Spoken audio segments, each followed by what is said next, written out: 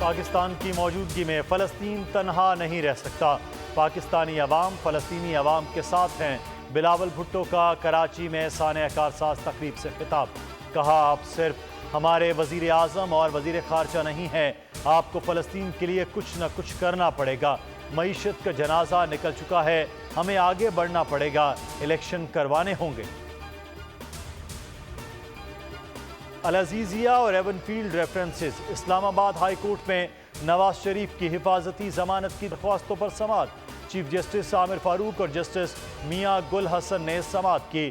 NAB کو notice جاری، سماعت کل تک کے لیے ملتوی کر دی گئی۔ درخواستوں میں لیگی قائد نے موقف اپنایا، سیاسی انتقام کا نشانہ بنایا گیا، قانون ہمارے خلاف بطور ہتھیار استعمال ہوا، جو کیس بنائے وہ برقرار نہ رہے، سیاسی منظرنامے سے ہٹانے کے لیے سازش تیار ہوئی۔ توشہ خانہ کیس میں نواز شریف کی حفاظتی ضمانت کی درخواست دائر کر دی گئی۔ سابق وزیر اعظم نواز شریف آج دبئی پہنچیں گے۔ 21 اکتوبر کو دبئی سے خصوصی پرواز اسلام آباد کے لیے اڑان بھرے گی۔ ضمانت کنفرم ہونے کی صورت میں 21 اکتوبر کو ہی لاہور پہنچیں گے۔ مینار پاکستان استقبالی جلسے سے خطاب کریں گے۔ 21 اکتوبر کو نون لیگ ملک کو 2017 کے ٹریک پر لے جائے گی۔ نواز شریف ملک کو بحرانوں سے نکال چکے ہیں۔ رانا ثناءاللہ کہتے ہیں ملکی معیشت کو تباہ سیاست میں رواداری کو ختم کیا گیا، انتقامی سیاست کو فروغ دیا گیا، ہر دور میں ہمارے خلاف سازش ہوتی رہی۔ ایفیڈرین کیس میں لیگی رہنما حنیف عباسی کی سزا کے خلاف اپیل منظور، لاہور ہائی کورٹ نے سزا کا العدم قرار دے کر بری کر دیا۔ جسٹس عالیہ نیلم کی سربراہی میں 2 رکنی بینچ نے محفوظ فیصلہ سنایا۔ حنیف عباسی کو 25 سال کی سزا سنائی گئی تھی۔ شہباز شریف کی رہائی پر مبارکباد، کہا آخر کار سچ سامنے آ کر ہی رہتا ہے۔ حنیف عباسی اور ان کے اہل خانہ نے بڑی جرت و بہادری سے مقابلہ کیا، خراج تحسین پیش کرتے ہیں۔ بیلٹ اینڈ روڈ منصوبے سے عوامی سطح پر معاشی ترقی کو فروغ ملا۔ سی پیک سے پاکستان میں 8,000 میگا واٹ بجلی پیدا ہو رہی ہے، 10,000 میگا واٹ کے منصوبے زیر تکمیل ہیں۔ نگراں وزیر اعظم انوار الحق کاکڑ کا بیجنگ میں بیلٹ اینڈ روڈ فورم سے خطاب، کہا BRI ترقی و خوشحالی کا منصوبہ ہے، مربوط روابط ہی عوام کی خوشحالی کا باعث بنتے ہیں۔ گوادر میں جلد بین الاقوامی ایئرپورٹ فعال ہوگا۔ پاکستانی وزیر اعظم کی چینی ہم منصب سے ملاقات، باہمی تعلقات کو وسعت دینے پر اتفاق۔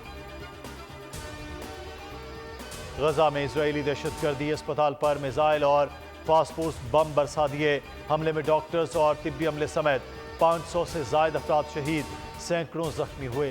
اسپتال میں سینکڑوں بے گھر خواتین اور بچے بھی پناہ لیے ہوئے تھے۔ بمباری سے عمارت ملبے کا ڈھیر بن گئی۔ اسرائیلی حملوں میں شہداء کی تعداد 3,500 تک جا پہنچی، 1,000 سے زائد خواتین، 940 سے زائد بچے شامل۔ خواتین اور بچوں سمیت 12,500 سے زائد افراد زخمی ہیں۔ OIC ممالک اسرائیلی سفیروں کو ملک بدر کریں۔ غزہ میں اسرائیلی جنگی جرائم کی دستاویزات کے لیے اسلامی وکلاء کی ٹیم تشکیل دی جائے۔ سعودی عرب کی درخواست پر منعقدہ OIC اجلاس میں غور۔ اجلاس میں سعودی عرب، ترکیہ، پاکستان، ایران سمیت ممبر ممالک کے سفیروں نے شرکت کی۔ اجلاس میں فوری جنگ بندی اور مظلوم فلسطینیوں کو امداد فراہم کرنے کا بھی مطالبہ کیا گیا۔ القدس شریف کو فلسطینی ریاست کا دارالحکومت بنایا جائے۔ 1967 سے قبل کی سرحدوں کو یقینی بنا کر فلسطین کو آزاد، محفوظ اور خود مختار ریاست قرار دیا جائے۔ سعودی وزیر خارجہ نے کہا ایرانی سفیر نے اسرائیل پر تیل کی پابندیاں لگانے کا مشورہ دیا۔ جلیل عباس جیلانی نے کہا فلسطینیوں کے گھروں سے جبری بے دخلی کی دہشت گرد مہم فوری ختم کی جائے۔ اور پاکستان کا وبیل ویپن سسٹم کا کامیاب تجربہ۔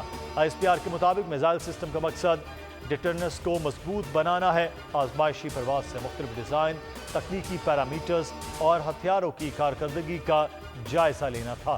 کم سے کم قابل بھروسہ ڈیٹرنس کے ساتھ فل اسپیکٹرم ڈیٹرنس آپریشنلائزیشن کے ذریعے ملکی دفاع کو تقویت ملے گی۔ Chairman joint chief of staff committee general Sahir Shamshad Mirza نے तजर्बे का मुशाहिदा किया। साइंसदान और दीगर आला हुक्काम भी मौजूद थे।